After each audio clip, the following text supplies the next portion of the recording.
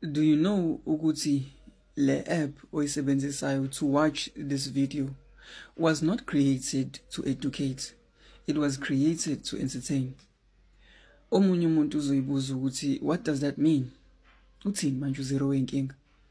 Understand ukuthi day to day uyangena kule app le uyisebenzisayo ukubuka le video. A day to day ubuka ama video. Zibuze one question. Ufunde? What have you learned? Yazi, they are keeping you happy so that you will not question the system. Sibizi nama trend, sibizi nama gumbe, or whatever it is eyenzekalayo. And we do not pay attention ukuthi kwenzekalani behind the scenes. Yazi ukuthi abanye bethu abazi who the deputy president yase South Africa is.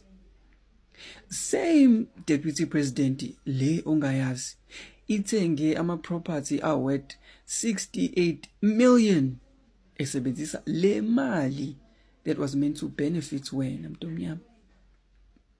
Then again, when I was, why? Because you busy nama challenge. Why? Because if for you page yakho ngeke kuvezele lokho. Le app was created to entertain, not educate.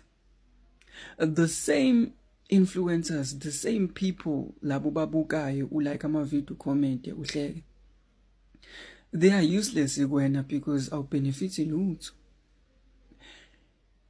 Mention your favorite influencer nje owazi ukuthi ujwayele ukumbuka, uhleke, ujabule. So bese siyangena thina kwi-page lakhe sisearche noma ivideo eyodwa nje esazi kahle ukuthi sothi masiyibuka uphume ufunde something.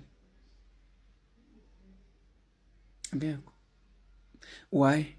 Because nabo they are part of the problem. Kubona it's all about views.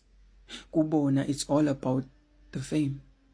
It's all about imali because again, uTikTok uyakhokhela. Ngeke bakutshene lokho because once everyone knows ukuthi uTikTok uyakhokhela, everyone will try ukuthi enza ama video for imali. So zibuze one question. Abanye bethu bangama leader, abanye bethu mangasebenzi live manje kuzogcwala 10,000, 20,000 people. Abanye bethu used to speak so heavily when it comes to ANC. But suddenly abanye bethu bathenga imoto.